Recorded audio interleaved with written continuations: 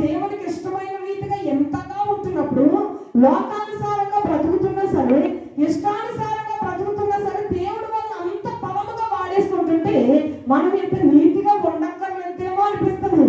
అంతే కదమ్మా, మనం ఎంత నీతిగా ఉండాల్సిన అవసరం లేదు. వాళ్ళలాగా కూడా మనము కూడా అటు ఇటు కూడా ఉండొచ్చు, వాళ్ళలాగా మనము కూడా ఇలా జీవించవచ్చు, మన ఇష్టాలు తీర్చుకోవచ్చు, మన కోరికలు తీర్చుకోవచ్చు అని ఆలోచన కలుగుతూ ఉండొచ్చు. ఆ దైవజనుడు ఒక పాట రాసేది ఏమనగా, దుష్టుల క్షేమం నేను చూసినప్పుడు నీతిగా జీవించడం వ్యర్థం అనుకుంటున్నాను. అలాగే అనిపిస్తుంది కొంతమంది జీవితాలు. కానీ మన దేవాది దేవుడు స్వస్థత కార్యాలు జరుగుతున్నాయనో, అద్భుతాలు జరుగుతున్నాయనో, ఒకదాని వెంబడి ఒకటి కొంటూనే ఉన్నారు, ఒకదాని వెంబడి దీవెన కలుగుతూనే ఉంది. వాళ్ళు దినదినము లోకానుసారంగా పైకి వెళ్ళిపోతూనే ఉన్నారు. నేను మాత్రం ఇలాగే ఉన్నాను, నేను వాక్యానుసారంగా బ్రతుకుతున్నాను, నేను దేవుని కొరకు శ్రమలు అనుభవిస్తున్నాను. కానీ వాళ్ళు దైవ చిత్తానికి వ్యతిరేకంగా బ్రతుకుతూ గొప్పగా అయిపోతున్నారు. ఈ రోజున లోకంలో ఆశీర్వాదం అంటే దేని ఆశీర్వాదం అనుకుంటారంటే, అన్ని కలిసి వచ్చేస్తున్నాయి అనుకో, అబ్బా నువ్వు చాలా ఆశీర్వదించబడ్డామ్మా, నీ జీవితంలో దేవుడు చాలా మేలు చేశాడమ్మా, నీ జీవితంలో అన్ని కూడా దేవుడు నీకు ఇచ్చాడమ్మా అని దానిని చూసి ఆమె ఫలపడుతున్నాం అనుకుంటాం. కానీ అంతా కూడా ఎక్కడ తెలుసమ్మా, దేవుని యొక్క తీరుస్తున్నప్పుడు ప్రవక్తలు కూడా గోల పెడతారంట, అయ్యో మమ్మల్ని మర్చిపోయావయ్యా, మేము దెయ్యాన్ని వెళ్ళబెట్టాం ప్రభు, మేము ప్రవచనాలు చెప్పామయ్యా, నీ నామములు అద్భుతాలు చేసాం, నన్ను బట్టి అయ్యా నీ ప్రార్థన ద్వారా దెయ్యాలు వదిలిపోయినా నాకు శిష్యులుగా మారిపోయిన వాళ్ళు ఎంతో మంది ఉన్నారు అయ్యా, నేను మీ వైపు నడిపించాను ప్రభు అంటే దేవుడు ఒకటే మాట మాట్లాడతాడు, అక్రమం చేయవాళ్ళారా నా ఎదురు పొంది. ఒకటే మాట దేవుడు ఒకటే అంటాడు, అక్రమం చేయవాళ్ళారా నా ఎదురు పొండి. ఏం చేస్తారమ్మా వాళ్ళు? ఈ రోజున మనం చాలా జాగ్రత్తగా ఉండవలసిన విషయం ఏంటంటే, నేనైనా మీరైనా దేవుడు మన అవసరాలు తీరుస్తున్నాడా? మనకు కావలసిన వాటన్నిటిని కూడా దేవుడు వస్తున్నాడా? మన పిల్లలకు ఉద్యోగాలు వస్తున్నాయా? మనం ఒకదాని వెంబడి ఒకటి కొంటున్నామా? మనకు అనారోగ్య పరిస్థితులు స్వస్థతలు కలుగుతున్నాయా? ఇవన్నింటినీ కూడా మనం బేస్ చేసుకుని, ఇదిగో నాకు స్వస్థత కలిగిందంటే నేను దేవుడికి అంగీకారంగా ఉన్నాను, ఇంకా నేను మార్చుకోవాల్సింది ఏమీ లేదు అనుకోకూడదు. నేను ప్రార్థన చేయగా నా బిడ్డ ఉద్యోగం కొరకు, నా బిడ్డకు ఉద్యోగం దొరికింది అంటే నా దేవుడి సన్నిధిలో నుండి నాకు కార్యం వచ్చింది కనుక, నా దేవుడికి నేను ఇష్టం అయ్యాను కాబట్టి నాకు దేవుడి కార్యం చేశాడు కనుక ఇక నేను మార్చుకోవలసింది ఏమీ లేదు అనుకోకూడదమ్మా. నిజంగా ప్రార్థన అంటే ఏంటంటే కృప. ఒక ఆయన ప్రార్థన ఏమని ప్రార్థన చేశారంటే, దేవా మహిమ నేను తీసుకోకుండా నీకు మహిమనిచ్చే కృప నాకు ఇవ్వండి ప్రభు అన్నాడు.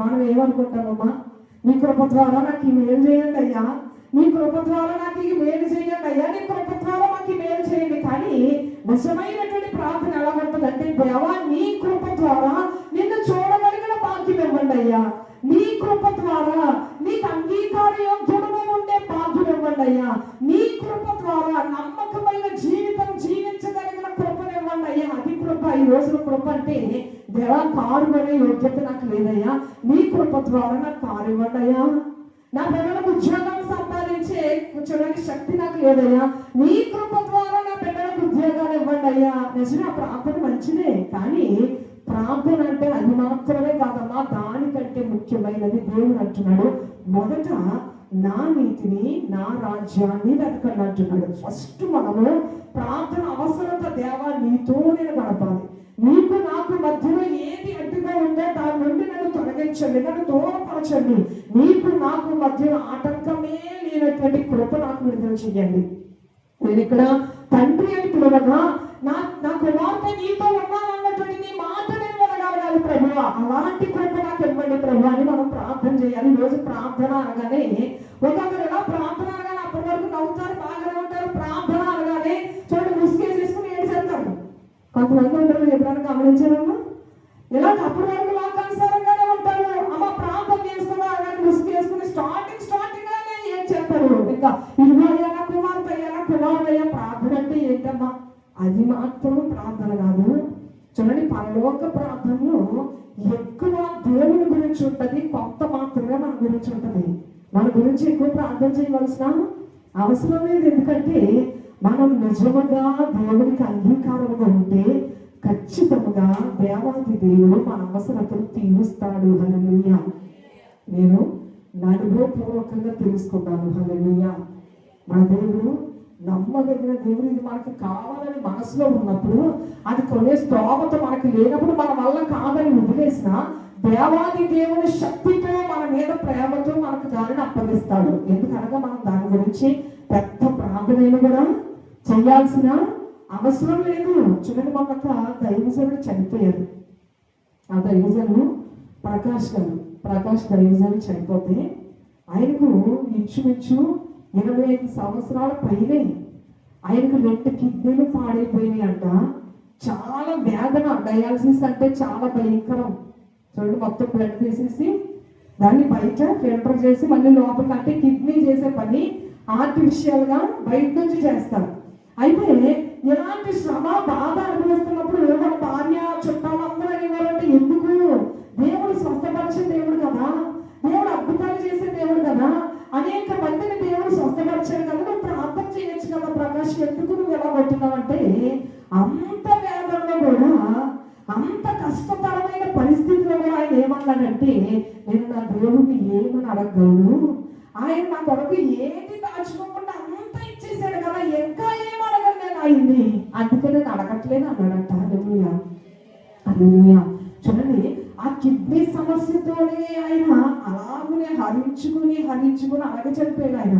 కానీ చనిపోయే వరకు కూడా ఎక్కడ కూడా వంగలేదమ్మా. రోజు క్రైస్తవుడు నాకేం చేశాడు దేవుడు, ఒక జ్వరం తగ్గకపోతే అంటే దేవుడు నాకేం చేశాడని చర్చకు వెళ్ళిపోతారు. అంతేనమ్మా, దేవుడు విడిచిపెట్టి వెళ్ళిపోతారు. అబ్బాయి పిల్లల కోసం ప్రార్థన చేశాం కానీ ఆడేమో తాగుతాడు, తిరుగుతాడు, రకరకాలుగా ఉంటాడు. ప్రార్థన చేశాం కానీ నా పిల్లడు బాగుపడలేదు, ఇలాగ అయిపోయాడు, అని తాగుపోతాడు అయిపోయాడు. దేవుడు తాగుతున్నప్పుడు అడ్డగించలేదు, దేవుడు నిర్లక్ష్యం వల్ల నా కొడుకు తాగుపోతాడు అయిపోయాడు అని దేవుడి సన్నిధికి దూరం అయిపోతారు. చూడండి, వాళ్ళు చేసి ఇవన్నీ చేసేస్తారు. విత్తినటువంటి ఆ యొక్క విత్తనం యొక్క పంట కొయ్యాలి కదా, కోసే టైం వచ్చేటప్పుడు మాత్రం విత్తులది చెడ్డ విత్తనం అయితే చెడ్డ పంట కోస్తారు. చూడండి, చెడ్డ పంట కోస్తున్నప్పుడు దేవుడు వల్లనే ఈ చెడు జరిగిందని చెప్పి దేవుడి నుంచి వెళ్ళిపోతారు. నిజానికి దేవుడు అంటే ఏంటో చాలా మందికి అర్థం కాదు.